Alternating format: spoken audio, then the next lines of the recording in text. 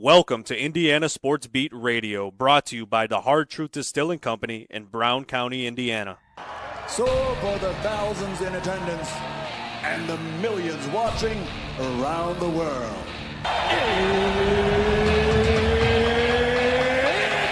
Time! Three on the way. Oh! It went in! It went in! And Indiana wins the ball game! Know your role and shut your mouth, you jabroni! Float game for the win! Ayler's gone! Goodbye, touchdown, Indy! Woo! IU! America! They got a football team now! Pretty simple. I win. Google me. You know that I'm the cream of the crop. Now, from the Hard Truth Studios, here's Jim Coyle. Hey, everybody, welcome aboard. I hope you're having a great week. You've made it to the halfway point, and it's all downhill from here. Welcome aboard. Appreciate you being with us on this Wednesday. Looking forward to another fun time. Dylan Sinn will join us. Kyle Neddenriep from the Indy Star, and our good friend Rick Bozich will stop by as well. Hope all things are going well for you, like I said, and you are enduring the heat because it definitely it's hot. It's hot out there, people. And don't overdo it. Just make sure you keep plenty of water in you. Keep plenty of water in you. Welcome aboard. Looking forward to talking to our good friends Dylan Sinn, Kyle Neddenriep, and Rick. Like I said, the NBA draft begins tonight. I do not expect to hear my name called, unfortunately, for millions and millions of dollars. And then something else that starts 1 week from today, the rev share era begins. So a whole new era where the payments will be flowing. That begins 1 week from today as well. Puerto Rico. Anybody going to the Puerto Rico trip for the men's basketball in August, rather? Just curious. And NIL is, and rev share now, affecting the NBA draft because you're seeing less entrants. Remember all the times that somebody would enter the draft and we would think, what the hell is he thinking? Why? What is he doing? He's not ready, or he's not good enough. Why in the world? And I still wondered why they would do that so many times, but now you're not seeing that.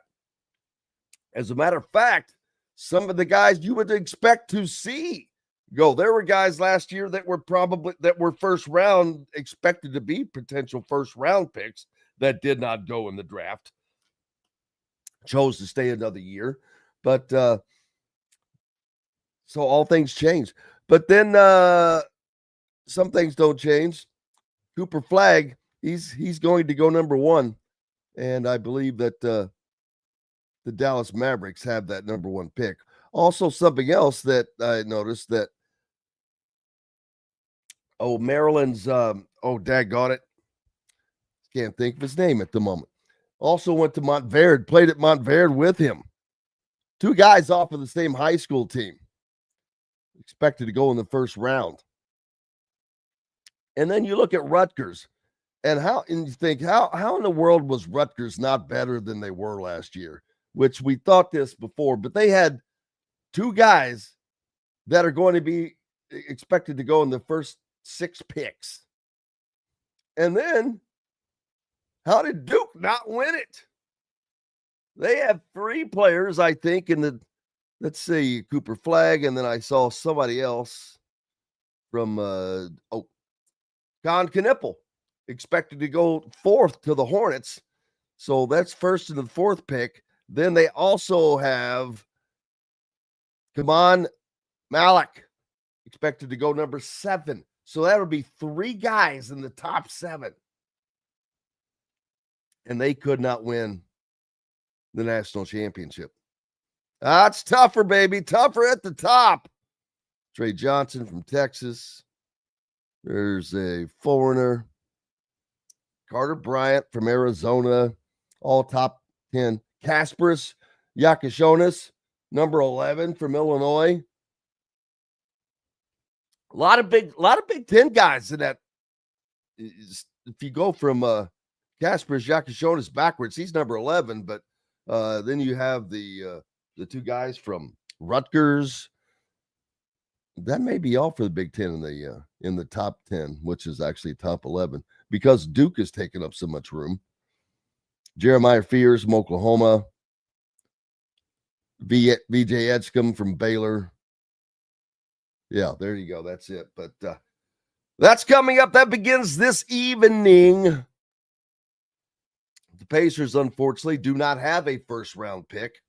And boy, could they sure use one, especially after yesterday's news that Tyrese Halliburton has a torn Achilles tendon, likely to miss all of next season. Now you think, what are the Pacers going to do? How do you fill that role? How do you fill that spot? It's going to be tough. You make a trade. What do you do? Appreciate everybody being on with us, no matter how or where you're listening on one of our great affiliates, like 97.7 ESPN, the Ref, always the right call down in Evansville, up in the region on the voice of the region, 1230 AM, 104.7 FM WJOB, and in Fort Wayne on Fort Wayne Sports Station, 1380 The Fans. Keep it locked right where you have it all day long. Justin thinks Nimhard's ready to step up. Well, he'll have to step up, yeah. Been a little inconsistent offensively, but it's going to need more than that, man. It's going to be more than that. They're going to need it. Asa Newell, yeah, there's another one that was on that same team from Derek Queen. There you go, Russell. That's what I was thinking of. But you got Asa Newell, Derek Queen, played on Montverde with Liam McNeely. So all kinds of it'll be interesting to see how it goes down tonight. We will certainly find out. Russell says Dylan Harper widely projected to be the number 2. Oh, yeah. Number 2. Everybody's number 2 behind Cooper Flagg. And boy, oh boy, did the Mavericks. You know, they get the number 1 pick. What did they have? Like a 1-point-something% chance of that happening, and especially after they traded Luka Doncic. Wow, things are going to work out for them quite nicely. Quite nicely.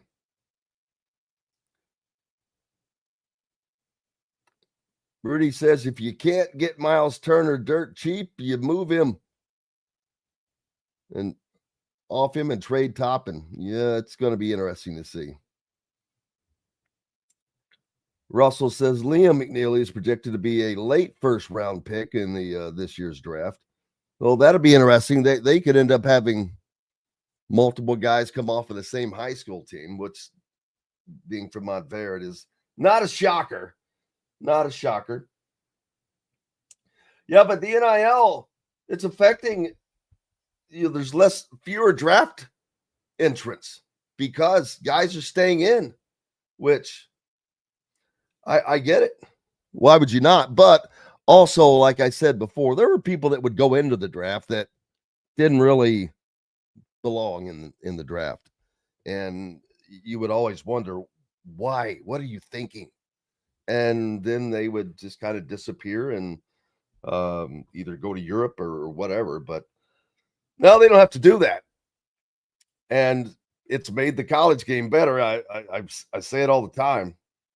It has made the college game better. Last year was the best college football season we've ever had. And it was a pretty daggone good one for basketball. I don't know that I could go to say it was the best ever, but pretty good. It's going to continue to be that way. A much more fluid situation with equality. You look at the SEC.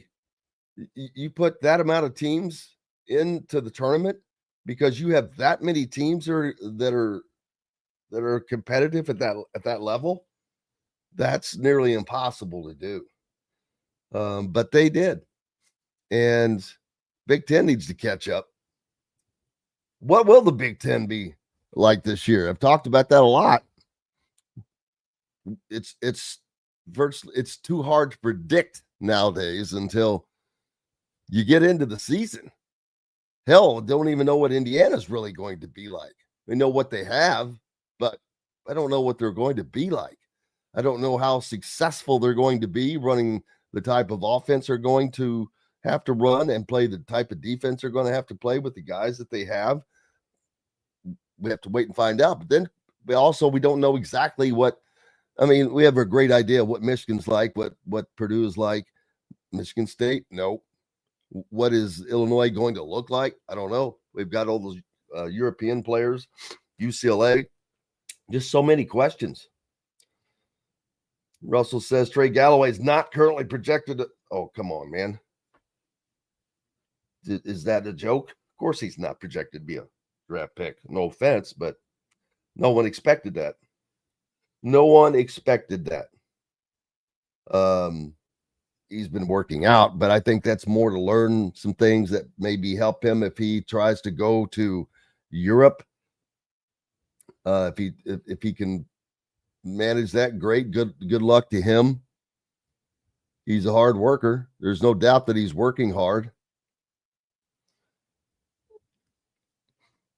And with no word on, I don't expect either Anthony Leal or Luke Goody to get another run at playing another year, but you would think by now you would have heard. But hey, who knows? With the NCAA, you never know what it's going to be like. You just never know. Looking forward to talking to Dylan Sinn. Hadn't been on with us for a few weeks. He's been off, but Brian on the front porch of Orange County, Indiana, down in Orleans, Class A high school basketball champions 2025. Congratulations. We'll take a quick break. We've got lots more coming up. We're bringing it to you on the other side after these messages from the Hard Truth Distilling Company Studios. Andy Moore Honda is Bloomington's #1 Honda dealer for a reason. Buy a new Honda and get a 3-month break from car payments. That's right, no payments for 90 days. That includes the all-new, all-electric Honda Prologue, and you get it for just 0.9% financing. Or the 2024 Honda Ridgeline Black Edition or the Honda Accord LX, both for just 1.9% financing. Get more to your door from AndyMooreHonda.com, Bloomington's #1 Honda dealer and your best place for new and used vehicles. If you're looking for a new home in the Indianapolis area, you need Cheryl Sizemore from Brick and Ivy Realty. Cheryl Sizemore has over 2 decades of experience, and that could be the difference in getting the home you want in today's tough housing market. Reach out to Cheryl at CherylSizemore@gmail.com or 317-701-0838. That's 317-701-0838. Let Cheryl Sizemore sell or find your new home today. Located on 325 acres in beautiful Brown County, Indiana, Hard Truth Distilling Company is the biggest and the best craft distillery around. While Hard Truth is already known for producing internationally awarded whiskeys and spirits like Hard Truth Sour Mash Bourbons, Sweet Mash, and Hard Road Rye, as well as their cinnamon vodka and the always popular Toasted Coconut Rum. Hard Truth Distillery offers so much more. With a full-service restaurant, ATV, and distillery tours, as well as live music, you can spend an entire day at Hard Truth Distillery while making your entire family or group happy. And that's the Hard Truth. Hard Truth products are available across Indiana, as well as many other states. So no matter where you shop, if they don't carry your favorite Hard Truth product, tell them you want the truth, the Hard Truth. Hard Truth Distilling Company encourages you to enjoy all of their products responsibly and to never drink and drive.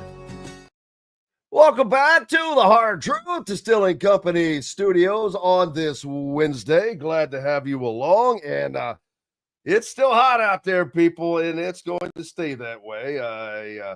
90s all week. Kind of talked about it. It was just a matter of time before that hit us, but that's what we're facing until Saturday. A little cool off, a little rain.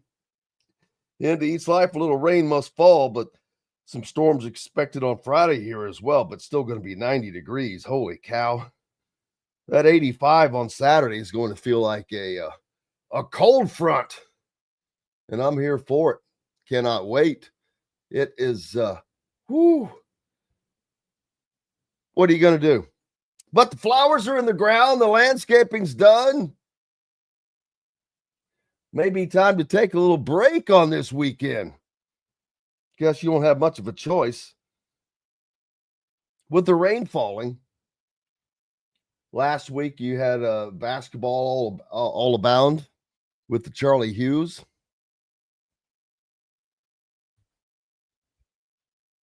Biggest event in Indiana as far as the high school kids go.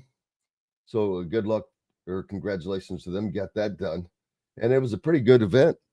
You know, lots of coaches in checking out all the players and an opportunity for players to show off their wares. It's not, you don't get that many opportunities to play in front of coaches like that, especially in a mass situation. So you have to take your shot when you have it. And I'd say most of them took care of that. Coaches find guys. I just never forget the story of Tom Crean going to look at Jawan Morgan and seeing somebody as saying, who's that guy? And it turned out to be OG Anunoby. That's how he found him. So you just never know, man, how it's going to work out, which is good, especially if it comes out to the better side for you. You've got NASCAR coming up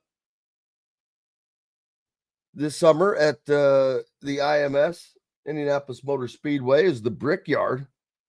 That's also in July, isn't it? Is it July or August? I can't remember, but they moved it around a couple of times. So I can't remember when that is, but I tell you, Chase Briscoe, you know, he won last week, of course, but he's been running pretty well. How would that be to see you can call him a hometown kid from Mitchell, win at Indy? You've had Tony Stewart, I think, won there. Jeff Gordon, originally from California, but lived in outside of Indianapolis for a long, long time. He won there at the Brickyard. But Mitchell, that would be pretty cool. Boy, Hank nipped me on the bicep earlier today and about knocked him out. That still hurts me. But yeah, it'll be cool and to see another Indiana guy run the roost at IMS for the Brickyard 400. When is that? They've moved it. July 25, 6th and 7th of this year. So, boy, that's coming up as well. Man, all kinds of things just around the corner. I know that you've got Indiana Sprint Week as well for those of you that follow that with the USAC National Sprint Championships. They hit the dirt at Indianapolis Motor Speedway for the first time as part of Indiana Sprint Week. A lot of racing goes on in Indiana. I'm not sure that people realize how much. There is a lot. The 24th is when Indiana Sprint Week is. 25th, you've got NASCAR practice going on up at the track. And then on the 26th, you have the top young stars of the future NASCAR will take on in the Pennzoil 250. That is the Xfinity race. So a lot going on at IMS in July. Some racing. Good time to Well, I hope it cools off. It's kind of hard to get. I know last year the crowd had picked up for IMS or for the Brickyard. They better crowd than they expected, so that was a good thing. Hopefully that'll continue. But in July, man, it's hot and it's kind of hard to get people to come out and sit in stands, aluminum bleachers for that race. And they don't have lights, so that can't ever be a night race. So there's not much you can do about that. So what can they do with that race? It's just not a great track for NASCAR racing. If you're a race fan, there's only 9% or a 9% grade in the corners. And you think of Talladega and places like that are between 25 and 28 degrees banking. Oh, Ryan Newman won there as well. I did not realize that. He's from South Bend, Indiana. Wow. That's crazy. So you've had 3 Indiana guys win that race. Jason says that Jeff Gordon raced at Bloomington Speedway. Yes, he did. So did Tony Stewart. Chase Briscoe was there last year, as a matter of fact. Yeah, it's cool. There's been a lot of guys over the years that have raced at the Bloomington Speedway dirt track. But yeah, there's a ton of racing that goes on in this state. It'll blow your mind. Kokomo, Terre Haute, they got their speedways all over the place up north. Yeah, I did not realize that Newman had won the Brickyard. That's kind of wild. I mean, because the race itself is only 35 years old, 30 years old, something like that. And to have that many, of course, there hasn't been one for quite a while because Ryan Newman's been out for a couple of years, so he would be the most recent winner, I would imagine, then Tony Stewart and then Jeff Gordon. But 2013. Wonder if DeVries will sometime just need to get them. Nope, not saying it. Not saying that. Not going to do it. Wouldn't be prudent at this juncture. Yes, sir, Wes. Salem has a very nice speedway. The High Banks of Salem Motor Speedway. Very cool little half-mile track with the high banked corners. Yeah, Salem is a boy. They've had quite a few big-time drivers there as well, but they've got the high banks at Salem, man. Heck yeah. 31 years old. 1994 was the first race. All right. Jason says, remember when Kenzers had all them race at Bloomington Speedway? I remember the Kenzers are just the kings of those sprint cars, man. He lives right up, not far from here, as a matter of fact. A lot of racing. Very racy area. Brian says the Gordon won. Earnhardt hit the turn 4 wall on the first or second lap. He can't remember which, y'all. I don't remember that. That's too far back for me to remember, man. But yeah, the Kenzers, they are not only Bloomington racing royalty, but they're very well known throughout the racing community, period. And it doesn't matter. I mean, even the NASCAR guys know who the Kenzers are. They were very successful. And you had Kemmel down in southern Indiana and in Clarksville, who king of the ARCA races. Man, he could not hardly ever beat him.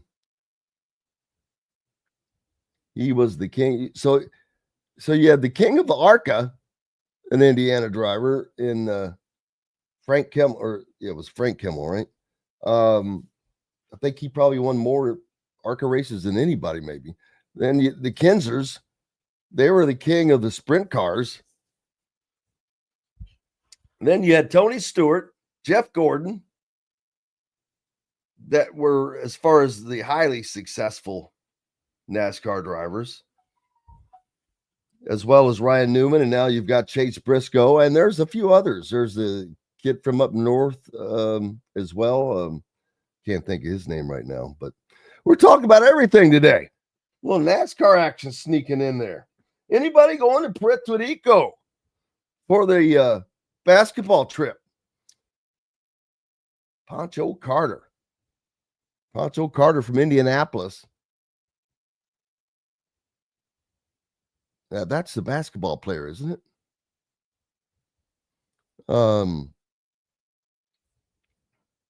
Russell says 101 miles an hour in a 55 speed zone is reckless. Well, yeah, who's doing that? Oh, yeah. Alan, charging Charlie Glotzbach from Georgetown. Forgot about him. That's right. Went to school with Lana Glotzbach. His, I think that was her. I can't remember if that was her uncle or what. Great memory, though. Alan's got the memory going today. Putnamville dirt track. Lawrenceburg has a dirt track. Yeah, there's tracks all over the place, man. Clarksville has the speedway down there where they do the figure eight racing. Kind of crazy. Now, you want to talk about crazy is when they do the figure eight with the school buses.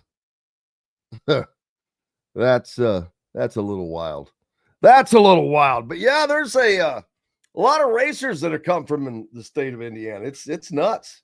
And we're just talking about, we're not even talking about IndyCar hardly.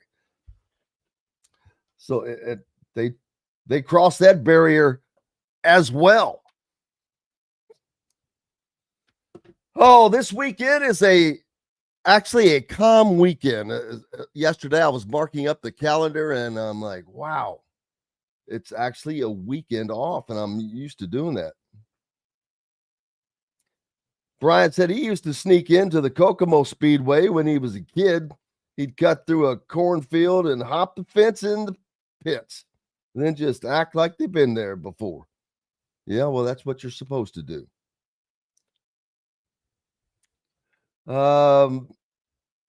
Let's see. The club at Chatham Hills will host the LIV Individual Championship finale from August 15th to 17th. Where is that? Where is Chatham Hills?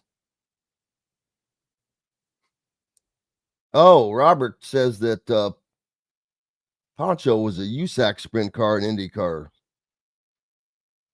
Pancho Carter. Who am I thinking? I'm thinking of Pancho Wright. Yeah, I'm thinking of Pancho Wright.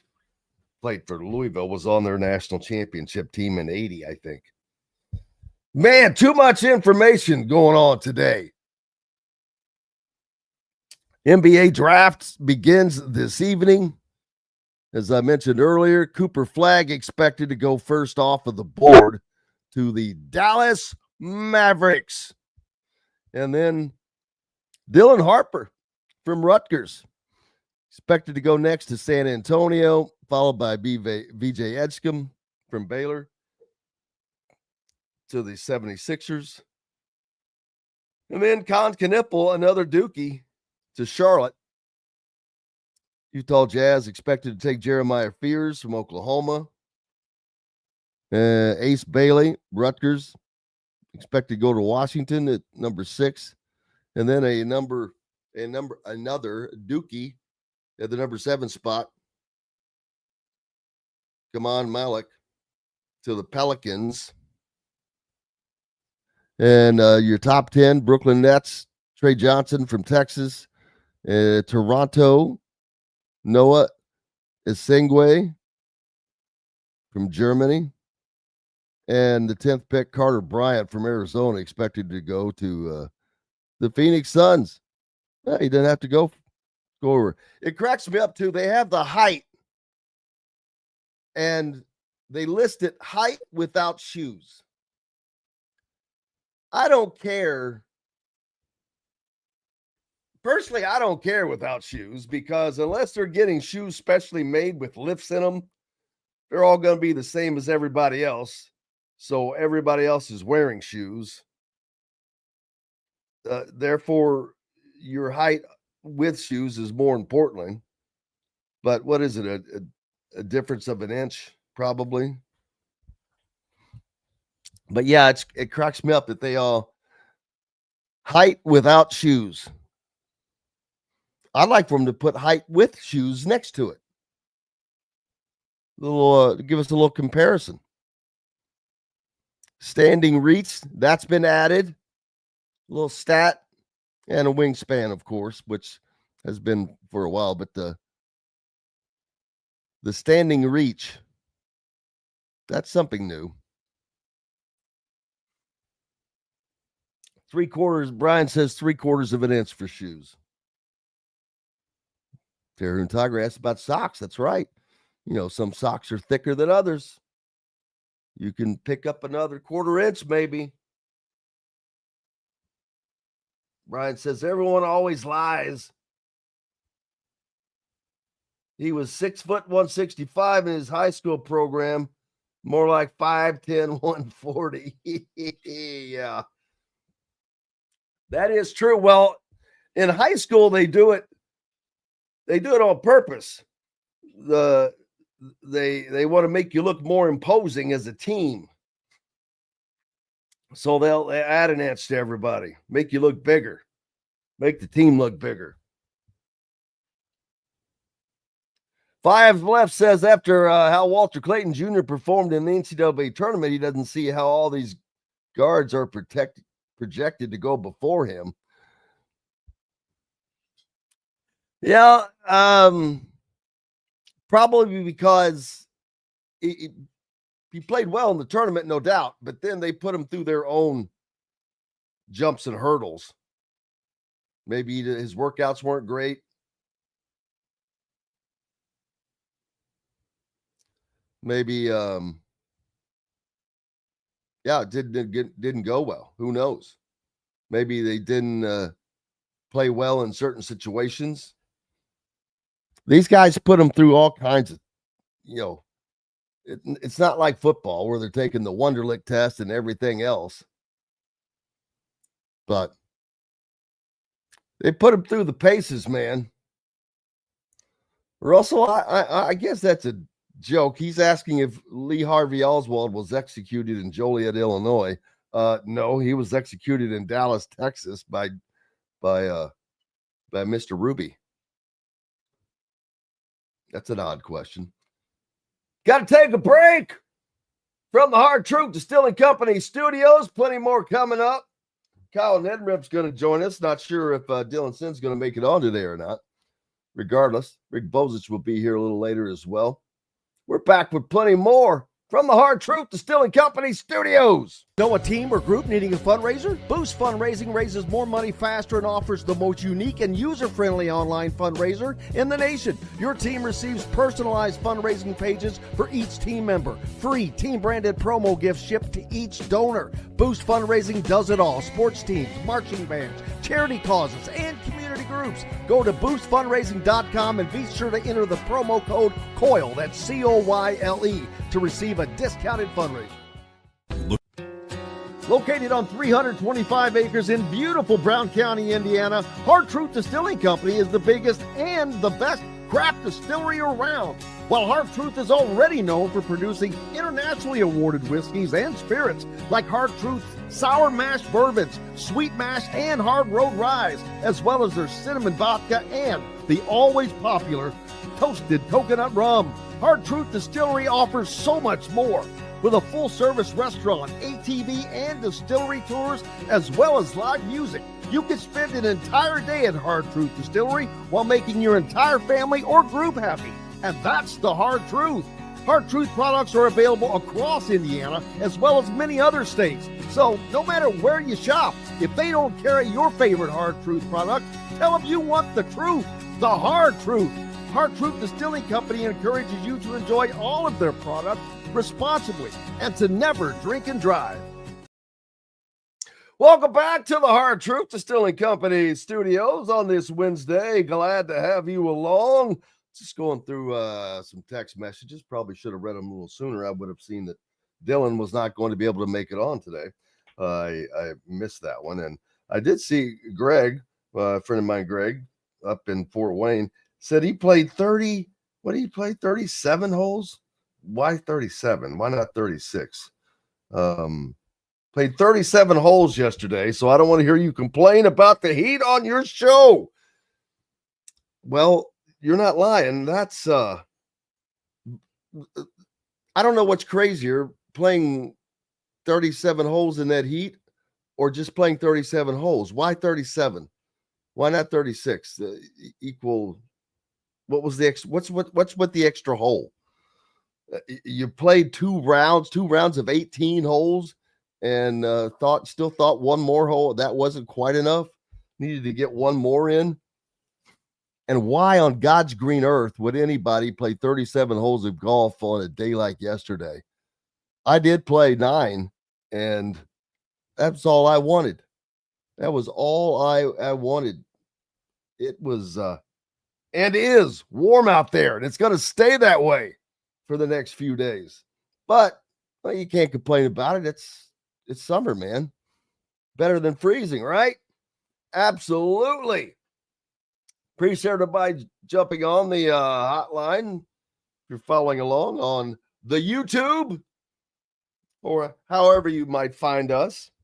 Looking forward to talking to Kyle Neddenriep a little later. We'll see what his take on from the Charlie Hughes last weekend as the Indiana basketball players got to show out before the coaches.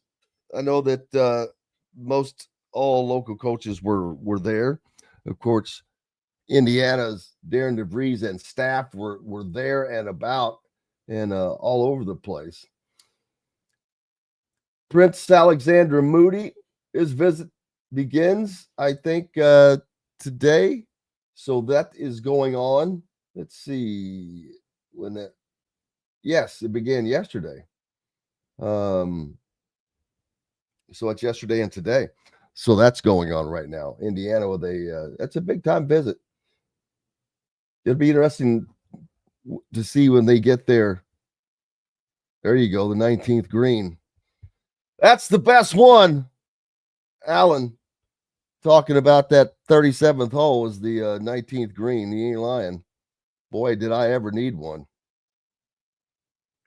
But that's a big visit for Indiana with Prince Alexander Moody, and we'll have the complete coverage on that at thehoosier.com. A lot of things going on in football. Now, Indiana's been doing very well with flipping guys. They flipped a guy from Illinois. They flipped one from Louisville. They flipped one from who just recently, forget where. This time the shoe's on the other foot as Indiana football's promising 2026 recruiting class suffered a major blow Tuesday evening as 4-star defensive back Lawrence J. Timmons flipped his commitment from IU to Florida State. Timmons is a top 350 national recruit from Pine Richland High School in Pennsylvania, had been one of the headliners of Indiana's 2026 class since committing in late April following an official visit to Bloomington.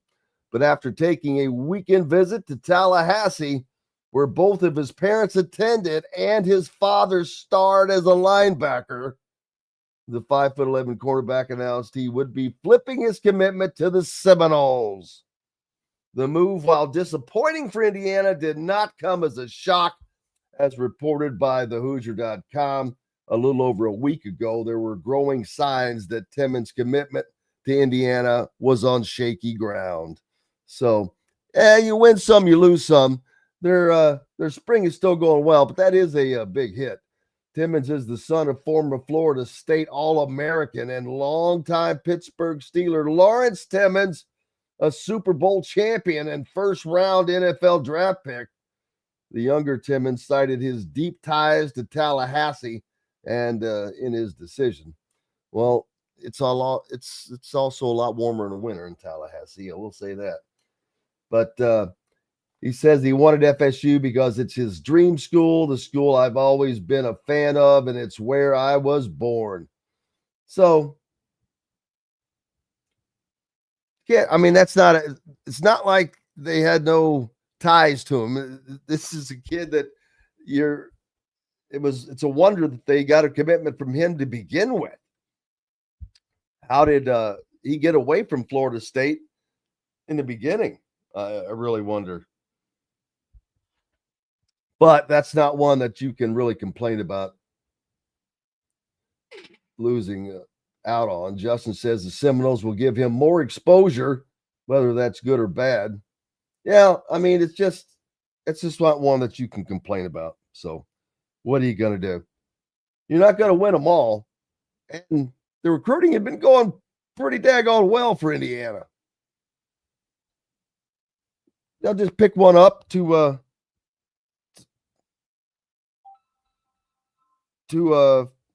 make up for that.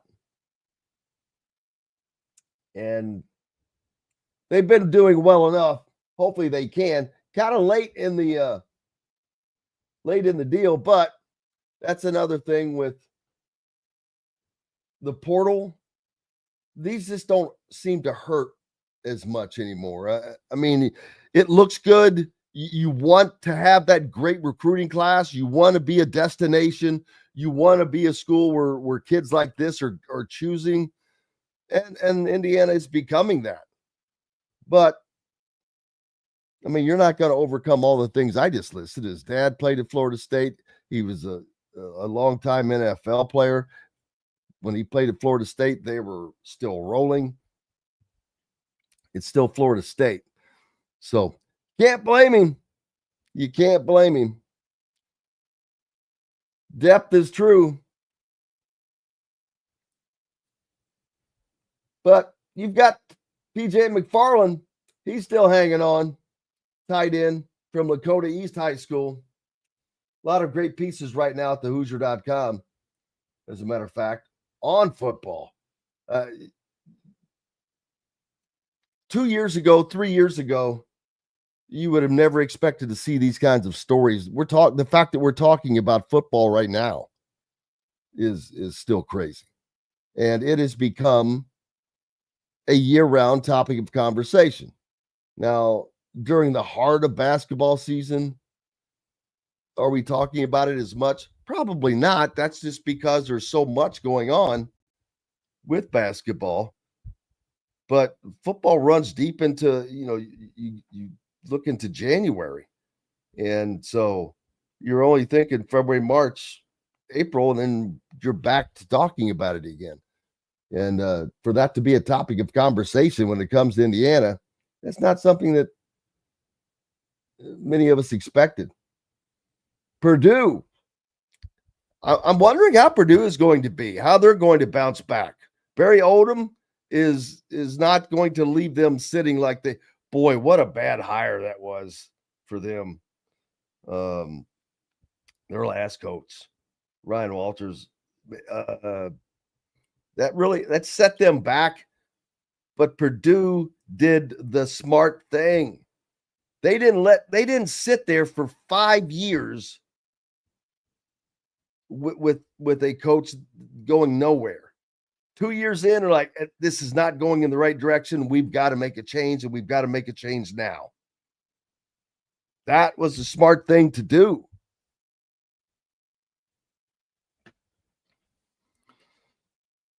And they did it. And I think that they made a good choice. Barry Odom has had success. And it's more fun. The Big Ten needs as many good coaches as it can get. It needs to be as good as it can be, because you have to be competitive in the Big Ten. That's why Purdue made that move. That's why Purdue was smart enough to say, hey, we're 2 years in. We can't wait anymore. Football's the moneymaker. And we cannot sit on our butts and watch football go by the wayside, especially when you're already one of the you're a program that's toward the bottom. Indiana was one of those programs as well. Purdue had a lot more success than Indiana had. Yeah, let's look them up. Look at that. For those of you that can see, you can see the bruise. Hank did that. Holy smokes. Knock him out. Just kidding. Just kidding. But well, I forget what I was talking about. But yeah,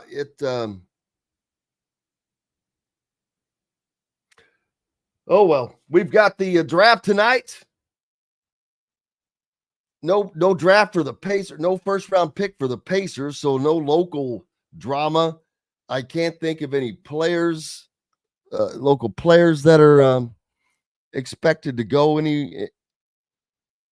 see, nobody from Purdue, nobody from Indiana that I can think of.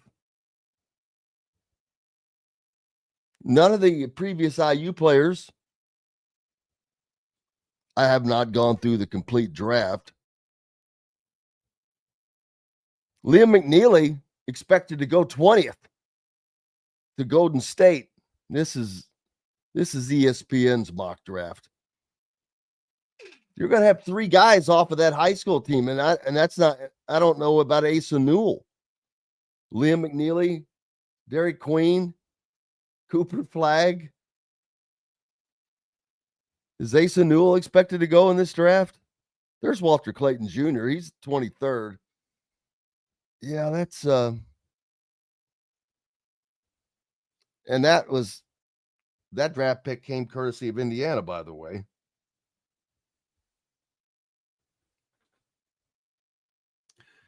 Yeah, 23rd is not bad, but yeah, in this draft, that's kind of low because this is not a deep draft. I talked about it earlier, how NIL has made a huge difference in the amount of guys that are going, the quality guys. There are guys last year, I can't think of who it was specifically, but there was one that was definitely an expected first round draft pick that stayed in school.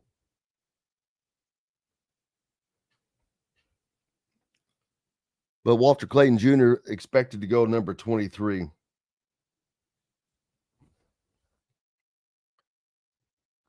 Oklahoma City, let's see. They're picking 24th. Expected to take Will Riley, Illinois. How the hell was Illinois not better than they were? Well, he was a freshman. A lot of youth. That's why. Young, great players. Man, that is going to make it so difficult. You're either going to have a college team built on a lot of veterans or a great mix of a Cooper Flagg with some veterans. But you have to have the mix to win a national championship. How much has that really changed, though? I mean, I don't know that it's really changed all that much.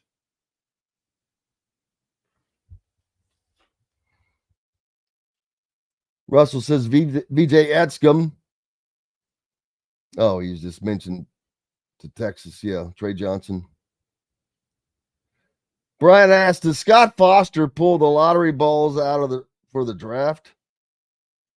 Well, hell, I don't know. I do not know who pulls the lottery balls out. And I don't know who Scott Foster is. I'll be honest. Who in the world is Scott Foster? But they did that a while back. The Brooklyn Nets get back-to-back picks, 26 and 27. Toward the bottom, though, of that first half, the Celtics See, now you're getting down into names that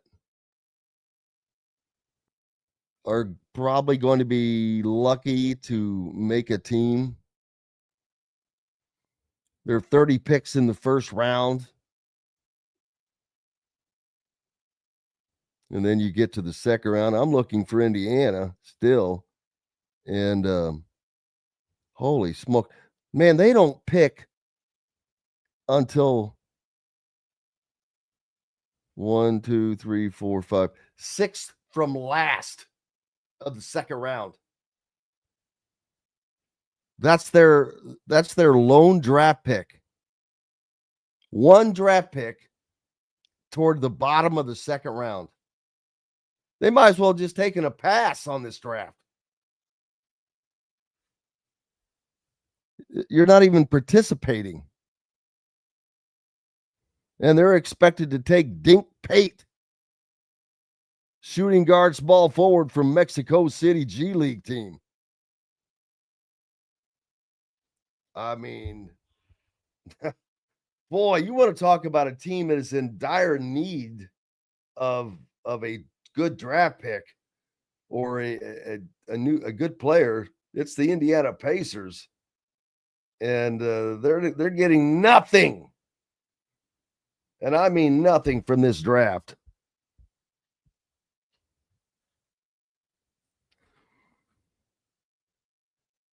But they haven't been built by the draft. Although Benedict Mathurin, draft pick from a few years ago, working out for them as a role player. And he was he had some important games along this playoff stretch that they just went on. But yeah, they're not participating in this draft by all practical purposes. They pick once in the second round, and that's toward the end.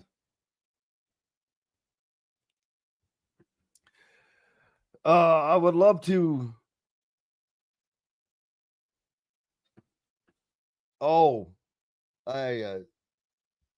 Scott Foster is the attorney. The official rather, that officiated the NBA games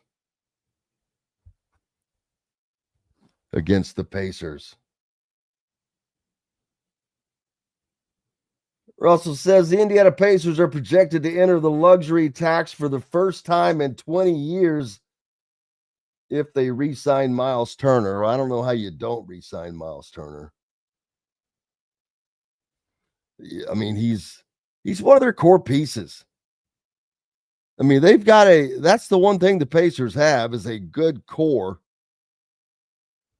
that was good enough to win an NBA championship this year. They couldn't get it done.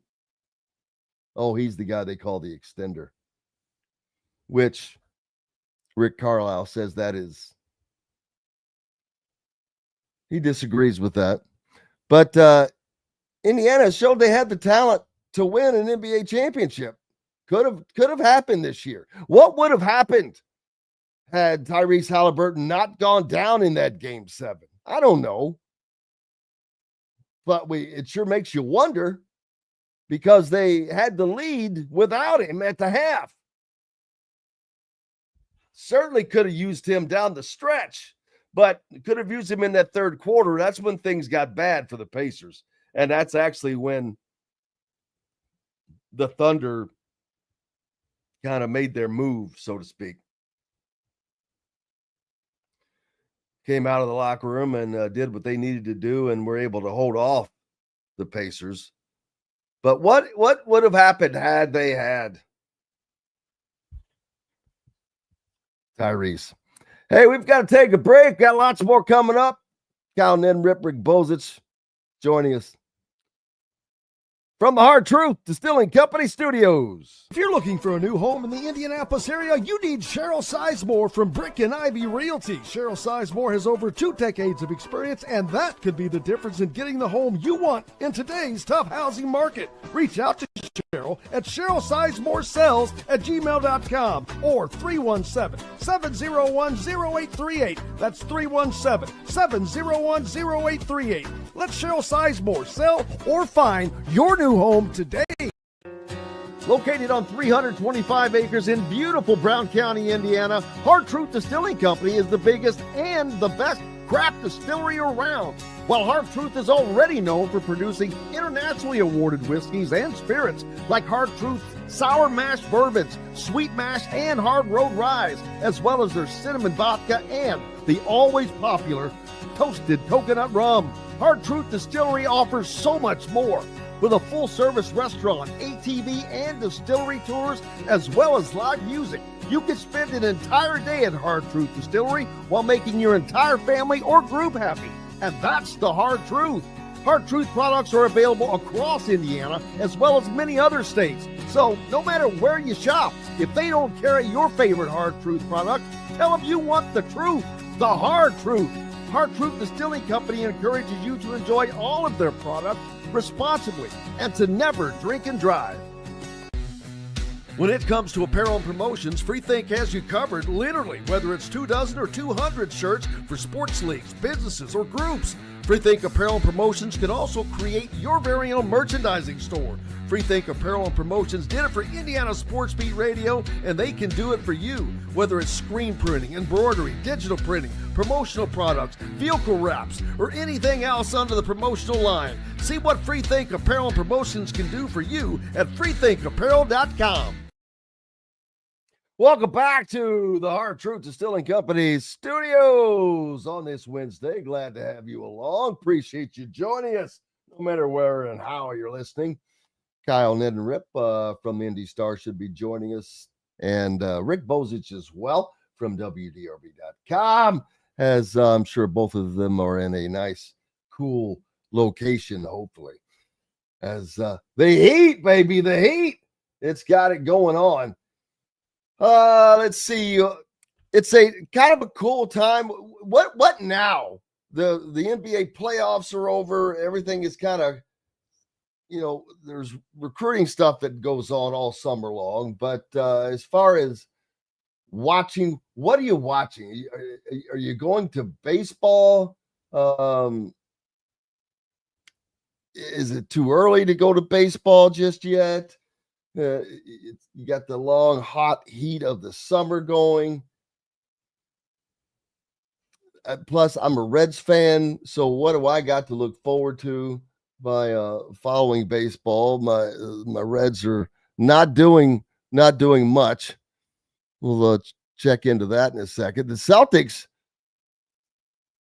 trading Porzingis as to the Hawks in a 3-team deal. The Atlanta Hawks, Boston Celtics, and Brooklyn Nets agreed to a 3-team deal Tuesday that saw the Celtics and Sinn center Kristaps Porzingis, and a second-round pick to the Hawks, while Terrence Mann and Atlanta's number 22 pick head to the Nets. And finally, Georges Niang and a second-rounder landed with the Celtics. Sources told Sham Sharania from ESPN. Kyle Neddenriep from the Indy Star joining us now. Kyle, how are you doing, man? Doing well, Jim. How are you? Cannot complain. Just looking at there's some trades going on as the NBA draft starts tonight. I was talking earlier how NIL has affected the NBA draft. Less entrants, and which is probably a great thing, because how many times in the past have every single one of us gone, what the hell is he thinking? He's not ready for the draft, or he's not good enough to go into the draft. And so now we're seeing some less entrants in there, and it's probably making it more apropos on the people that should be in. Yeah, it sort of used to be the NBA was where you had you could make your money. That was the only place, other than going and playing overseas, or if you don't make it, starting your professional career at that point. So, yeah, college is, being able to pay players and NIL, cut NIL checks have, sort of kept, players in college longer, which, from that standpoint alone, I think is probably a good thing. You have more continuity of players in college now. That maybe not continuity with the school they're at, obviously with the transfer portal, but you are keeping kids,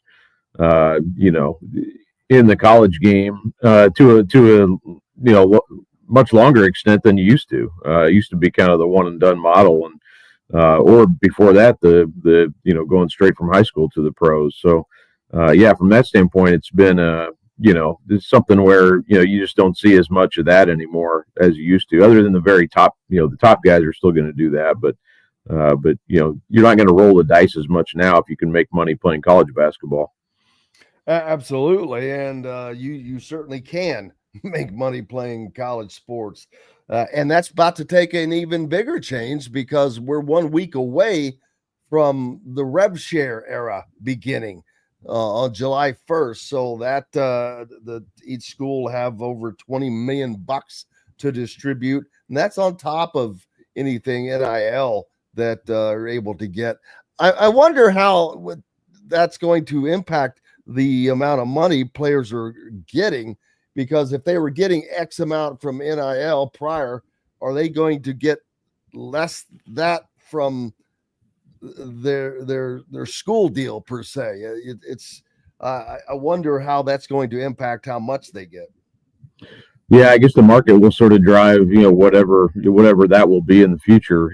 As far as I would still think, your 5-star quarterbacks are going to command, whatever they're going to, I don't even know what they're getting. I mean, outrageous amounts of money at this point from NIL, and then you kind of, I would think, you'd be able to cut up your university, checks, kind of buy whatever, if you're making $5 million, to be able to get signed or whatever. Then I would assume you'd be able to put that money elsewhere. I haven't studied it completely. I mean, I'm kind of doing my high school stuff here. I'm just reading, I guess, what others are writing, but yeah, I would assume that kind of be the case. Yeah, and I bet these high school kids are just salivating, waiting. The ones that are going to be going off to college, man, they're like, here comes the payday, baby. Just saw Jeremy Finch committed to Alabama a few days ago. All I can think about is that damn defensive line they had last year. They're sending a kid to LSU, to Alabama, to Indiana, and then one went to Campbellsburg or Campbellsville or something, I think. Who has a high school defensive line like that? Nobody. That's why they were they were really unscored upon. I think the first 4 games of the year, their offense was not helping share the wealth, unfortunately. But so they didn't make it maybe as far as they hoped they would. But yeah, their whole defense was insane. And especially that defensive line, obviously. And it'll be fun to see how Finch has moved around this year. They're going to try to use them in some different places. They're not going to be obviously as as stacked up front. No one will be as they were last year, but he's a really unique player, obviously going to Alabama for a reason. And a really super nice kid too. I'm happy that worked out for him, and hope he has a great career there. But it'll be fun to see what he does this year. Just to see how they use him, and he kind of played more line, the interior line last year, but I would think they'd want to get him in some different places and try to have him attack from some different spots this year. So, but yeah, he's a unique talent, obviously. I mean, goes without saying he's going to Alabama. So, but yeah, looking forward to seeing what he does this year. Yeah, it will be fun to watch. Five Left's asking, Jim asked Kyle if he thinks Mason Darrell of Crown Point should be a recruiting target for Indiana. Yeah, I mean, Mason's he's had fun watching them this weekend at the Charlie Hughes, and super athletic as a I would say, what is he, about 6'6", 6'1", in that range, but I just love the way he plays. He attacks. He's he's emotional. He's a lot of fire, I would say, to his game. He can shoot the three. I don't know. We'll see what happens with his recruitment. I don't know that IU, I'm sure has other targets they're looking at in that class coming up immediately. I would think he'd be somebody who maybe, is maybe a more of a mid-major type at this point, but I could be wrong. Dikembe Shaw also on his team, who's about 6'6", 6'7", was a junior all-star last year, and he had a great weekend as well. Those two, I thought, played really well together. Really, that whole team. Crown Point went 4-0. I think kind of like Jeffersonville last year, they went into that, went 4-0 and opened some eyes. I think Crown Point kind of the same way. We knew they were good, and then they went out and proved it this weekend. So, but yeah, that'll be, his recruitment will be interesting to watch. Both those guys, and Shaw, I know, is getting some looks from some high majors as well as a ton of mid majors offers that he has. So we'll see if he, it's just hard for those guys. Those guys are kind of waiting. And even guys like Noah Smith, I watched this weekend from Plainfield, who, on Friday just looked sensational. And he has an offer from DePaul, and he's, I think, visiting here in the next couple of weeks, but still waiting to see, will those other high majors kind of come in and offer, and then that changes everything too. So, but yeah, it's because of what we talked about earlier with the portal and people staying in college longer. It's tougher for these high school guys who don't have a resume at the college level yet, just based on, nothing they control, but just kind of the nature of it. So it is a little frustrating, especially the farther down you get, even beyond the Noah Smiths and Dikembe Shaw types. There's guys who I think will be mid-major players at least who just don't have, either any offers or very few, maybe one or two. But I think, my eyes, I think, or don't deceive me that I think they can play at that level. It's just the offers don't come through like a flood anymore, like they used to.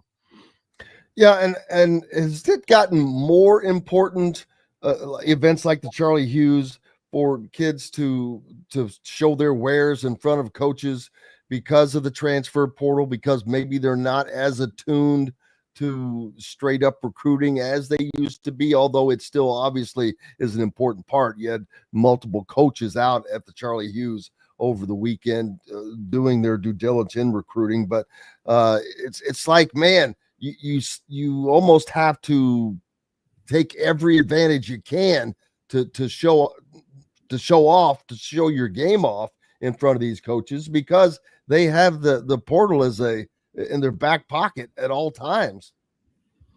Yeah, I mean, it is important because, and I think the advantage is, you see them play with their high school teams. They're not just going out there and, even like the top 100 coming up, it's more of you're kind of throwing teams together and just going out there and playing. With the Charlie Hughes, you're with your high school team. You can kind of see how these players react in an environment where they're comfortable. I would say for the most part, playing with their teams. And obviously they're still finding roles. The teams are a little different than they were a few months ago. But generally, these teams have been playing together. And they have kind of carved out roles, and you can kind of see, all right, how this kid plays, they're being coached, so I think that's a great benefit of the Charlie Hughes too. There's so many, for us who cover it, it's great to see these high school teams. You kind of get a sense of who's who and how kids are playing, and also how the teams fit together. But I think it's a benefit for the coaches, college coaches too, to see, how they play in kind of more of a structured environment. And also, because they do get us already see them in AAU, which I think is great too.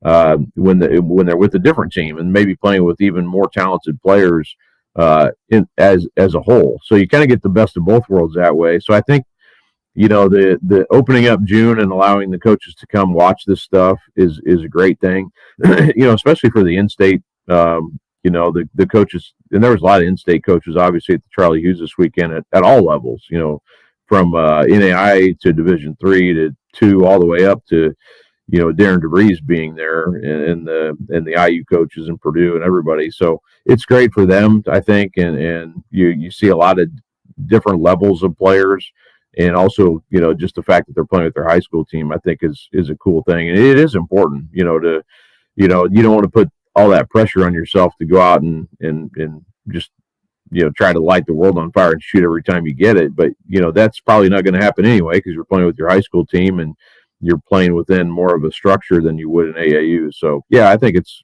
a great thing. I love the Charlie Hughes being on a weekend where the coaches can come watch.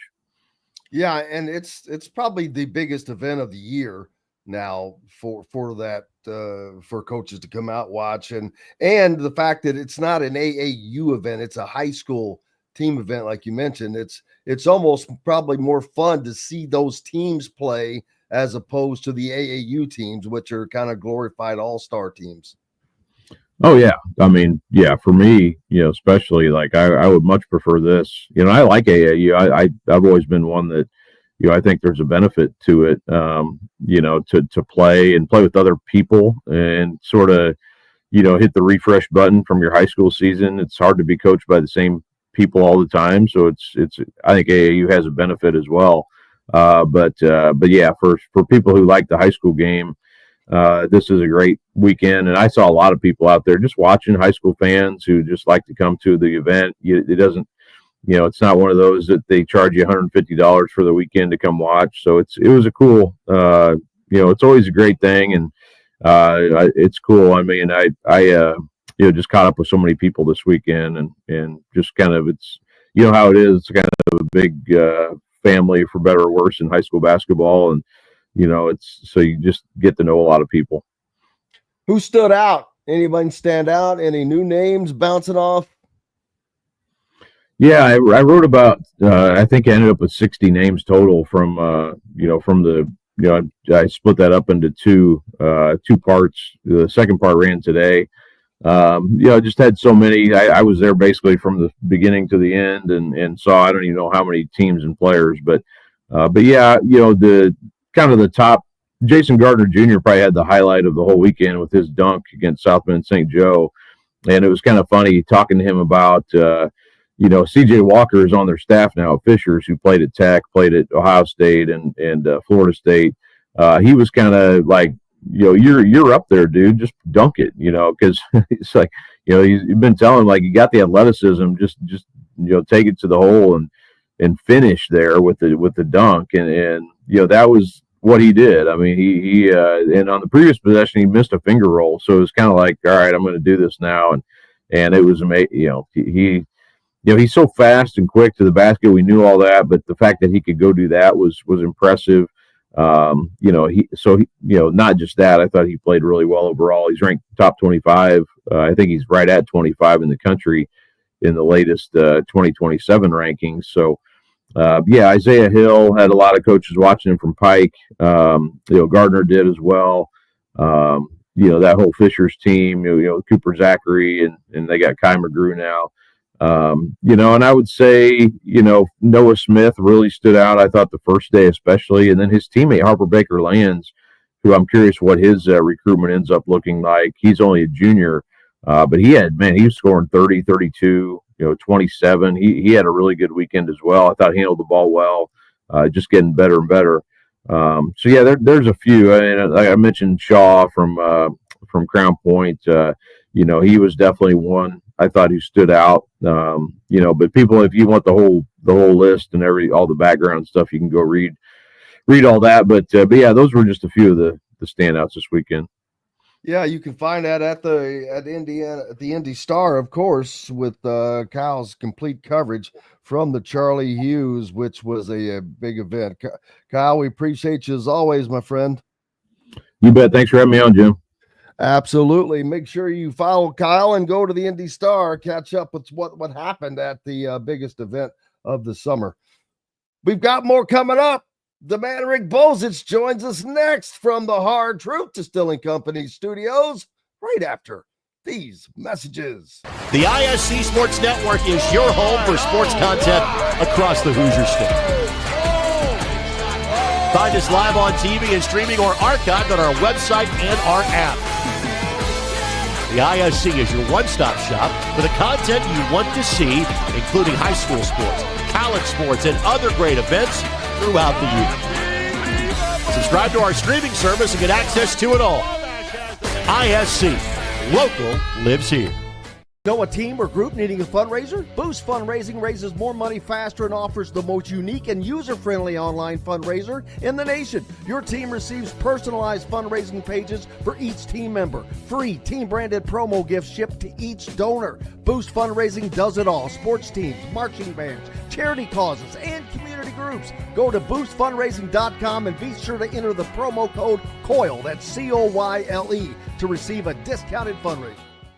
If you're looking for a new home in the Indianapolis area, you need Cheryl Sizemore from Brick and Ivy Realty. Cheryl Sizemore has over 2 decades of experience, and that could be the difference in getting the home you want in today's tough housing market. Reach out to Cheryl at CherylSizemoreSells@gmail.com or 317-701-0838. That's 317-701-0838. Let Cheryl Sizemore sell or find your new home today. When it comes to apparel and promotions, FreeThink has you covered, literally, whether it's 24 or 200 shirts for sports leagues, businesses, or groups. FreeThink Apparel and Promotions can also create your very own merchandising store. FreeThink Apparel and Promotions did it for Indiana Sports Beat Radio, and they can do it for you. Whether it's screen printing, embroidery, digital printing, promotional products, vehicle wraps, or anything else under the promotional line. See what FreeThink Apparel and Promotions can do for you at freethinkapparel.com. Welcome back to the Hard Truth Distilling Company studios. Rick Bozich from WDRB.com with us now. Do I still say that? WDRB.com? You still with? Yeah, my last day is next Tuesday. Boy, that's going to be a party. For them. Oh, I don't think so, man. Maybe Rick or Tom Jurich shows up. He's going to be in town this weekend, you know. I saw that all has been made well again with Louisville. Tom Jurich, of course, the former athletics director there, a long time, did a great thing. Turned that from a metro school basically into a kind of a real campus with athletic facilities. Their athletic facilities just jumped big time under Jurich's lead. Yeah, I mean, he invested in facilities and he invested in coaches. You can look, you know, since he came in, as you drive by the campus on I-65, you can see the women's softball park. You can see the track and field stadium. You can keep going. You see the basketball practice facility. You see the soccer stadium. You see the football practice field. And he doesn't get credit for this because it was underway before he got here, but the football stadium, but he did expand it twice. So yeah. And actually, Jurich and Patino really had to sign off for the new arena downtown, because if Louisville wouldn't have agreed to play there, they'd still be at Freedom Hall, or they would have built their own arena somewhere. Yeah. And no pro basketball though. No pro basketball. That's true. Can't have it all, man. Can't have it all. You sat down with Darren DeVries last week and posted some of that. How did that conversation go? That was great. I enjoyed talking to him. I gave him a few of my Bob Knight stories, and he enjoyed those, and said he really had never interacted with Coach Knight. He had interacted with Patrick, and talked about playing. The one year he was at Creighton as an assistant coach, they played IU and got beat in the Gavitt games. It was the year, I think, that Indiana went to the Sweet 16 and lost to North Carolina, the Yogi Ferrell team. And then he just talked about, what he intends to do. And it was nothing earth-shattering. He said it many times. They're going to be a team that shoots the ball from the perimeter. And he realizes they're, might have a bit of an issue in terms of rim protection, in terms of a large, big man defensively, but he said there were ways to scheme around that. And he talked about the two most important stats to him were defensive rebounding and turnover percentage. And not one time did he say that Indiana needed to get over the hump. Oh my gosh. That's good to hear, because I'm not saying it. We've already had somebody try to say that today. And I'm nope, not saying it. I'm like, not saying it. I do wonder, and I asked him specifically at Huber's, And what prevented them from not being disadvantaged, around the rim? Why couldn't they get a guy, one guy? And I'm still curious as to what that answer is. Why, with all the guys out there, why could they not get the one guy that would make him feel a little more comfortable with that? Yeah, I don't know. I didn't ask him that specifically. It's obvious his priority was shooters, and he did a really good job of getting that. And it's obviously the second priority, I think, was guys that could handle the ball. He really likes Conway, the kid who I think is coming from Troy. Dayton Conway. Yeah, he kind of compared him. He said he hoped he could be for Indiana of what Chucky Hepburn was for Louisville last year. If that's the case, he'll be a phenomenal player. But Hepburn was just a guy who ran the show, was very, very good defensively, and he did point out that I think he was 23rd in the country in steal percentage. So I think defense is going to be – we've all talked about how they're going to shoot more threes, but I think defense is going to be an area where they're going to put a high priority. And Indiana's defense under Mike Woodson was okay and occasionally good, but it was never, elite, I didn't think. And it obviously wasn't elite under Archie Miller because they never did figure out how to run the pack line effectively with what they were doing. So, and let's be honest, one of the things that hurt Tom Crean at IU was the offense was elite, but the defense rarely was. So I think this might be some of the better defense we've seen at Indiana in a while. And among a lot of people that follow IU basketball, that I think will be embraced because that was Coach Knight's calling card. Absolutely. And good defense leads to offense. And yes, it does. It leads to offense Easy where shots. you don't have to have a 7-foot guy. Right. Exactly. So it's going to be interesting because I don't know what I talked about it earlier. I don't know what the Big Ten is going to look like. That's the thing year to year. I know what Purdue's going to look like. I know what Michigan's going to look like. And that's about it. These other teams, I know that Illinois has got all these guys from Eastern Europe, and I don't know what they're going to look like, though. I've got an idea, but that doesn't mean diddly. So every year, it's easier to get a read on what high school teams are going to be like now than what a college team is going to be like. Well, Wisconsin's going to have 3 or 4 6'10" guys who can make shots, at least against Indiana. You do know that.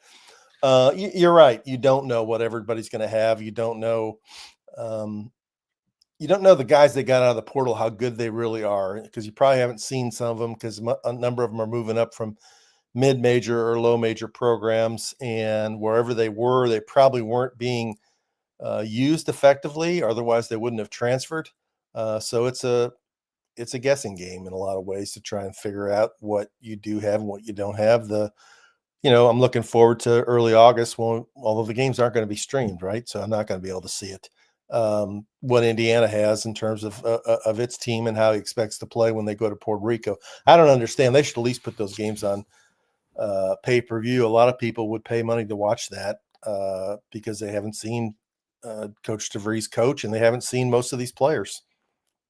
Yeah, I wonder if that's partly because they're trying to drive people actually going. But at the end of the day, how many people actually fit into those? Those are usually in like ballrooms and things like that, right? Right. Plus, I mean, it's, families are taking family vacation, and isn't that maybe the edge of the start of hurricane season? I don't know. I'm not sure that. I mean, Louisville went last year to the Bahamas and they streamed their games. We got to look at what that team was going to look like. And it was a pretty accurate look because they came down there and played wide open offense and scored a bunch of points. So I think it's a good it's a good reward for fans who are invested the way Indiana fans invest in their program if they want to take some time and record those games or watch those games. But so far that hadn't happened. So if anybody's watching at IU, give it a second thought. Maybe Darren doesn't want that on film. Except, people saw the way his teams played at West Virginia. There's no secrets really anymore. And I remember when Schnellenberger was the coach here, and then even after he was left, he yelled at me once for not coming to practice. I've told that story before. He called me up because a bunch of out-of-town media was there. And so, why weren't you at practice today? I said, I don't know. I had something to do. He goes, well, the New York Times and the Miami Herald and the St. Louis Post-Dispatch were here. Why weren't you here? So, okay. So I went the next time. But I talked to him later, really, actually, after he retired. And I said, Coach, you were really successful. You won a national championship. You won a lot of big games. You're unbeaten in bowl games. You didn't care how many of us were at practice. Now you got these guys, they won't even let you get within 10 miles of the practice fence because they think you're trying to see over it and share it with somebody. He goes, it's just insecurity by coaches that they're afraid that, you know, what they're doing isn't good enough. And if somebody sees it, they can't overcome it. If you're a good coach, you don't worry about that. You worry about what your team does. And if your team does what it's supposed to do, that's good enough.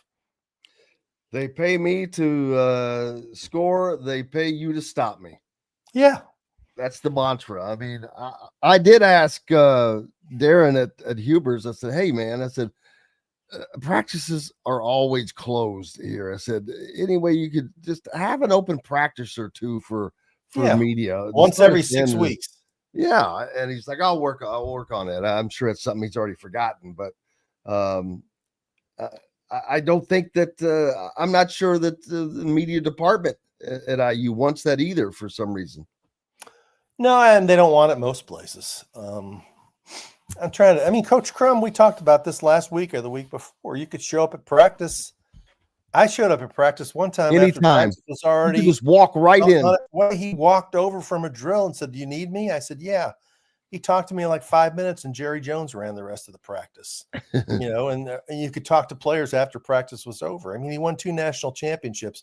Denny Crum was so confident in what he was going to do that he was better than you were in terms of scheming things. And he was right that he didn't care. And he also trusted me.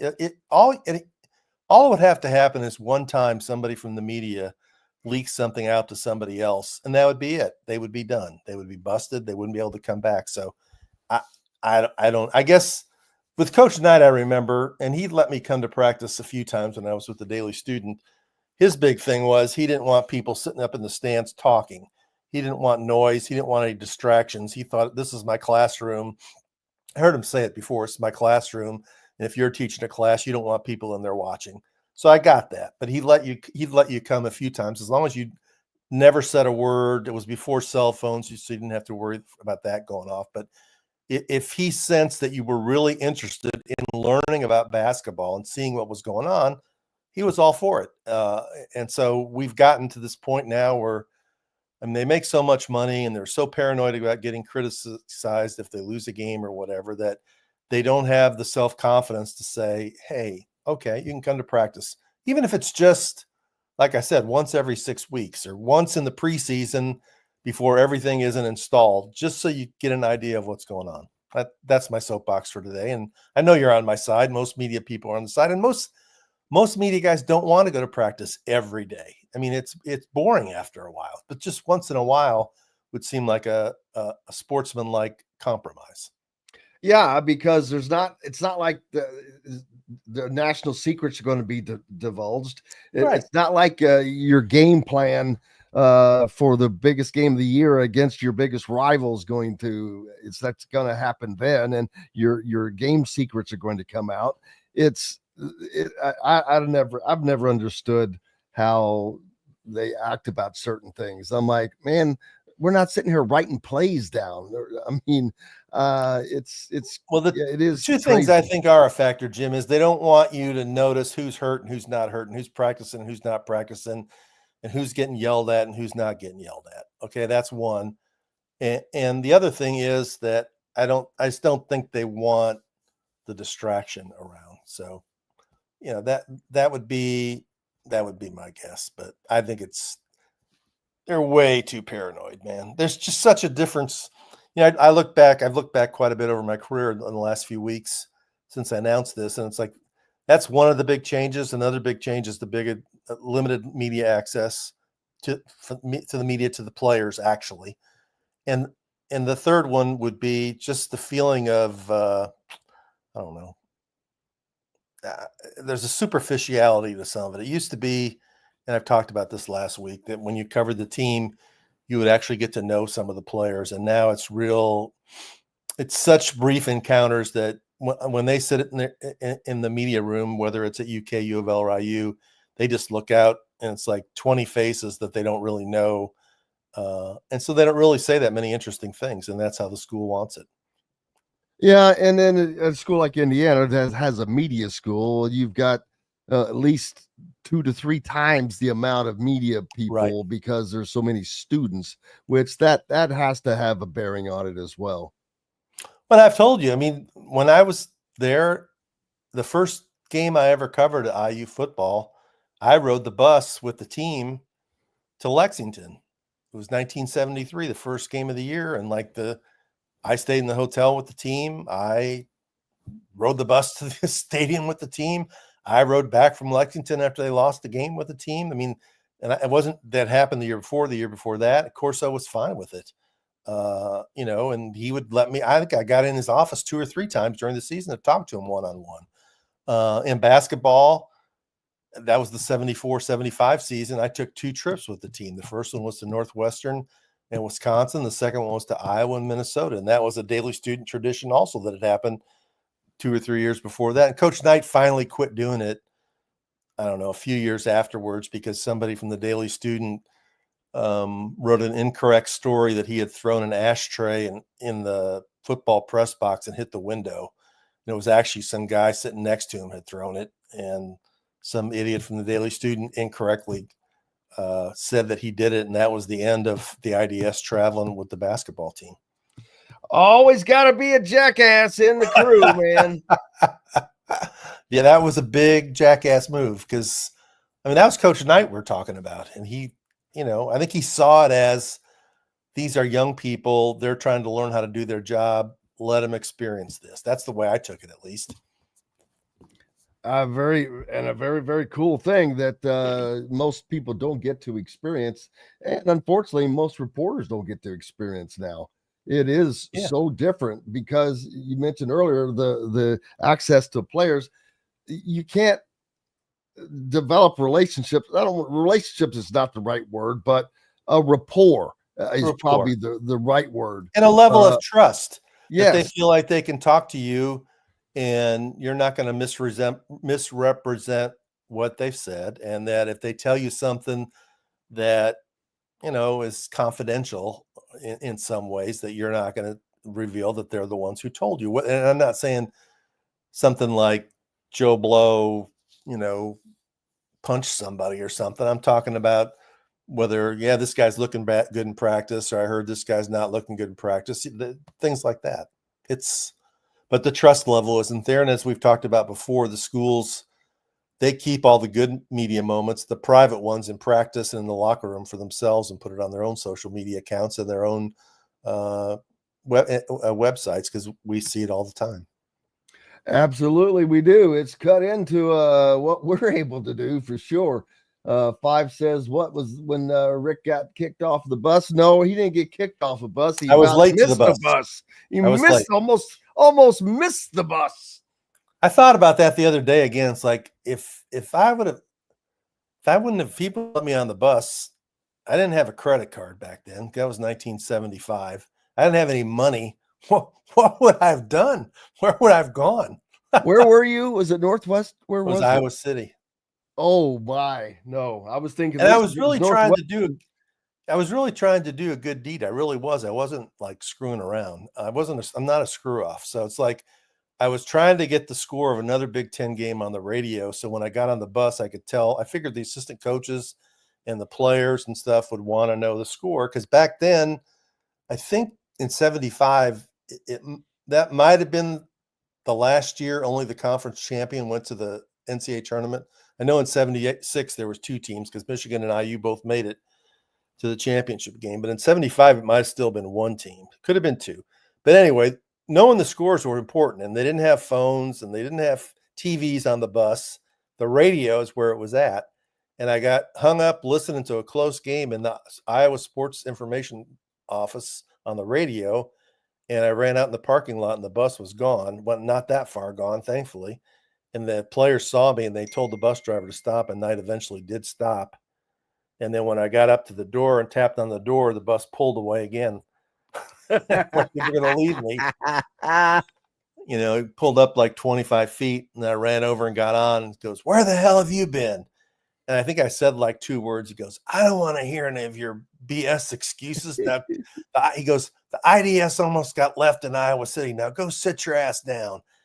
And the players laughed more than at any time I heard them laugh all season, because they liked the fact that I was getting chewed out instead of them. Yeah, it wasn't their butt getting ripped off. Rick Bozich from WDRB.com with us, telling some great stories. We've got lots more coming up. We'll take a quick break. We're back with more from the Hard Truth Distilling Company studios on the other side, right after these messages. Andy Moore Honda is Bloomington's #1 Honda dealer for a reason. Buy a new Honda and get a 3-month break from car payments. That's right, no payments for 90 days. That includes the all-new, all-electric Honda Prologue, and you get it for just 0.9% financing. Or the 2024 Honda Ridgeline Black Edition or the Honda Accord LX, both for just 1.9% financing. Get more to your door from AndyMooreHonda.com, Bloomington's #1 Honda dealer and your best place for new and used vehicles. If you're looking for a new home in the Indianapolis area, you need Cheryl Sizemore from Brick and Ivy Realty. Cheryl Sizemore has over 2 decades of experience, and that could be the difference in getting the home you want in today's tough housing market. Reach out to Cheryl at CherylSizemooreSells@gmail.com or 317-701-0838. That's 317-701-0838. Let Cheryl Sizemore sell or find your new home today. Located on 325 acres in beautiful Brown County, Indiana, Hard Truth Distilling Company is the biggest and the best craft distillery around. While Hard Truth is already known for producing internationally awarded whiskeys and spirits like Hard Truth Sour Mash Bourbons, Sweet Mash, and Hard Road Ryes, as well as their cinnamon vodka and the always popular Toasted Coconut Rum. Hard Truth Distillery offers so much more. With a full-service restaurant, ATV, and distillery tours, as well as live music, you can spend an entire day at Hard Truth Distillery while making your entire family or group happy. And that's the Hard Truth. Hard Truth products are available across Indiana, as well as many other states. So no matter where you shop, if they don't carry your favorite Hard Truth product, tell them you want the truth, the Hard Truth. Hard Truth Distilling Company encourages you to enjoy all of their products responsibly and to never drink and drive. Welcome back to the Hard Truth Distilling Company studios on this Wednesday, visiting by Rick Bozich from WDRB.com. I noticed there's a new piece out, Coffee with Crawford. Eric Crawford, your cohort, putting kind of a new spin out. I guess, what is that? Is that like just the daily tidbit thing? Yeah, I think every morning it's like a look ahead at what might be coming up and a look back on what's happened in the last day. It's pretty popular. He's done a good job. He's a smart guy. Oh, absolutely. Great writer. Great writer. Well, one of the things out there now, and this blows my mind, the NCAA is proposing letting athletes bet on pro sports. Why did they even feel the need to open that Pandora's box? Nobody was even asking for it. I can't explain that other than maybe they felt like they needed to give them permission because guys are going to do it anyway. And if some school tries to file a lawsuit or tell their players not to do it, they're not able to. I don't know. And I don't know how they could possibly enforce it. Yeah, they have done a relatively good job on betting on the college games, which I don't know why, but students in the state of Iowa seem to have a grave problem with that. Yeah, it's I don't know how you want to talk about insider information. I mean, Eric talks about it in his piece, but how many times are a football player left behind that his friend is playing in the NFL or the NBA or MLB, whatever the case is? Man, there is going to be friends across all kinds of vectors there, and there's no way to keep out inside information. No, I'm sure not. And, intentionally or like even semi-intentionally, some guy might chat with a friend and say, "Dude, how you feeling about this game?" And the player might say, "Yeah, I'm feeling really good, such and such, step back, and he's going to really help us." when the first guy wasn't really calling to find out that information. He just gave it to him instead of guys like straight up going to their friend saying, "Hey, I'm thinking of putting 200 down this game. You know, are you guys feeling it? Are you feeling it?" You know, I mean, I don't know. It's a dangerous slope. It's one of the big downsides of this proliferation of gambling on, you know, you watch a Major League Baseball game, you can pretty much bet on every at bat. Yeah, I know, like, I'll be sitting someplace and the guy is watching the game. And, oh, I need this and I need that, and I'm like, I that stuff just doesn't even ever occur to me. I will bet on like football games or something, but these guys are betting on every movement, and I'm like, why? Why does that even come to your mind, man? I don't have that. That's too much thinking for me. You know, it's amazing that I'm not going to say their names. You would know them anyway, but like two people I've encountered since Sunday told me that they had bet on the Pacers in the championship game. That they're not people that I even thought were big sports fans, taking the points. And then when Halliburton got hurt, they quit watching the game because they knew they lost their money. Wow. That just shows you how many people are betting. I mean, because I don't think the NBA is really one of the prime sports that people bet. Obviously, the NFL and college football. Well, I think it's because there's so many prop bets. Okay, and there's nothing else to bet. Oh man, just like that's what I was talking about. They just nonstop. There's all these prop bets that just, and I'm like, how does that stuff even come into your mind?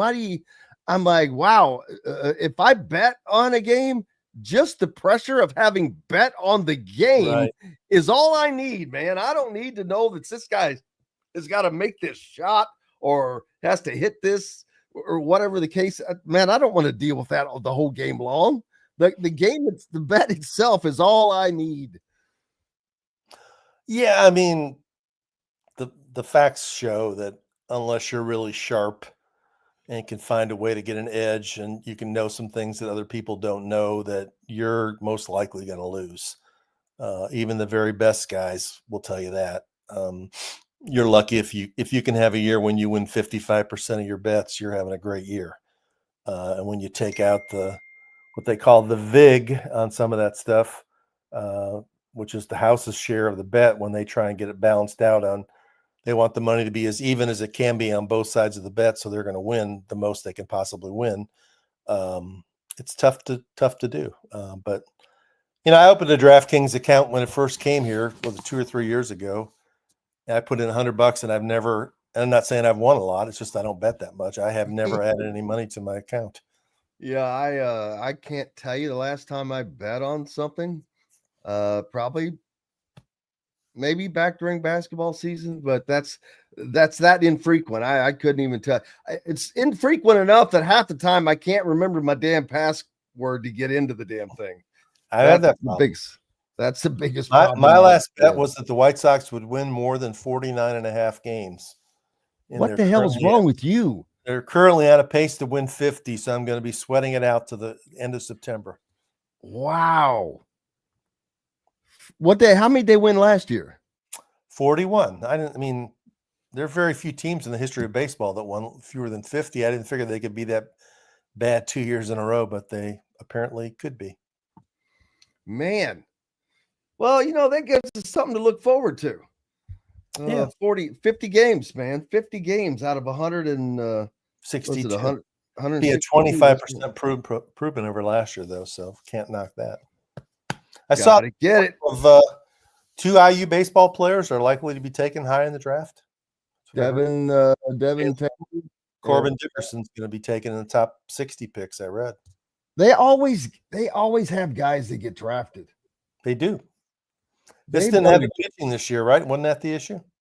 Yep. And I mean, I was talking to Ty Smith last night, as a matter of fact, Tracy Smith's son, the former coach at Indiana, and now at Michigan. Was it Arizona State in between, I think? But it's baseball, baby. Baseball, Indiana, they just can't maintain. It's hard for any teams, if you've noticed. I mean, Michigan has been one of the few especially northern team. But if you're not on the coast or in the southeast or in the southwest, you basically don't really have a shot in college baseball. Well, you can't get the best players to come there. You're not going to get any kid from the south to come north. You're going to get kids north go south, but your recruiting base is much smaller. And even, the really good kids in Indiana the last few years have gone straight to the baseball. I know IU had a commitment from Colson Montgomery, and he went to the White Sox. There was a kid 2 years ago up in Franklin named Max Clark. He's like the best high school player in the country. And he got drafted by the Tigers, and he'll probably be in the big leagues in a couple of years. So yeah, it's a tough ask for a team like any team in the Big Ten to crack through, because you're not, look at the players LSU has. Those guys aren't going to come play at Indiana. No, and Louisville is basically the northernmost successful baseball program, and they have been successful year. Speaking of Tom Jurich, didn't he hire what's the coach Dan McDonald? Yeah, his legacy includes Dan McDonald and Jeff Walls, the women's basketball coach, who's very good, and Dan McDonald, the baseball coach, who's gone now to six College World Series since 2007. That's impressive. Yeah, especially that's impressive for anybody. But when you consider the fact that this is a school that is located just south of the Mason-Dixon line, and I mean, their home opener was snowed out, man. Yeah, that's never going to change. But how has Louisville been able to maintain that? First of all, how have they been able to hold on to a coach as successful as he is and not lose them to the SEC someplace? He's a guy I think who really values continuity and character. So he's really invested in the community, and they paid him really well. He's been making over $1 million a year for quite a long time. And he also is a guy who has a plan and executes the plan, where he's done really well with a lot of kids from Ohio and Illinois and Indiana and Wisconsin, whose parents can come down here on a Friday and watch their son play 3 games and then go not miss work and go home on Sunday night. How many college baseball coaches make over $1 million? When he finally made it, I think he was like one of 5. Now I'm sure it's more than that, because SEC values baseball, getting 13 teams or 14 teams in the tournament, whatever. It's 13 this year. There's a lot of pressure to do well. I don't know. I would, if I had to guess, I'd say 10 or 12.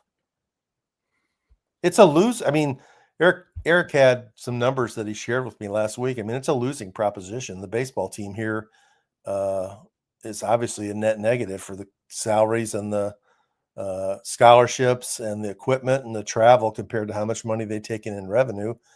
And that's one question that people have asked, is going forward in this new era of where schools have to come up with this money to pay the players, can they continue to run a baseball program at that level? I don't know. We'll see. Yeah, we shall see, because the money will be speaking. Rick Bozich from WDRB.com. We'll have to start a segment of what's Rick's week been like now that you're going to be retired, because you got to start coming up with things. I'm sure your wife has some things for you to do, but I've already got a list, baby. Well, maybe we'll talk about that list next week. All right.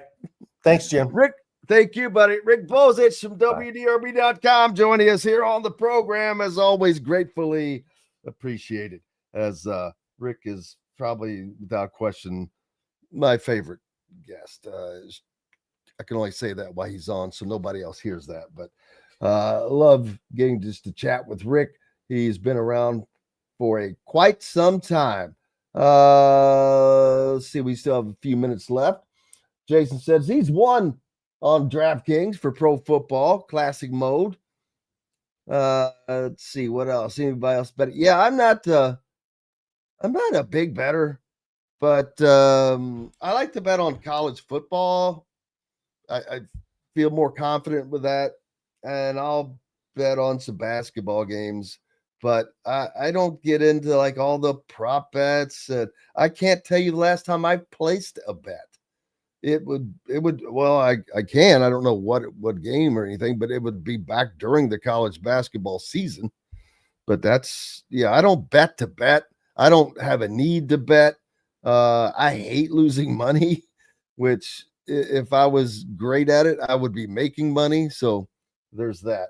But man, always a fun time on Wednesdays. Look forward to being back tomorrow. Coach will join us.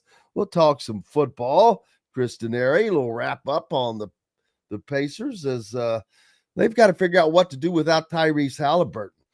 Appreciate each and every one of you guys for joining us today. I hope you're back tomorrow to do it again. Until then, I'm Jim Coyle. Go out and have yourselves a great day.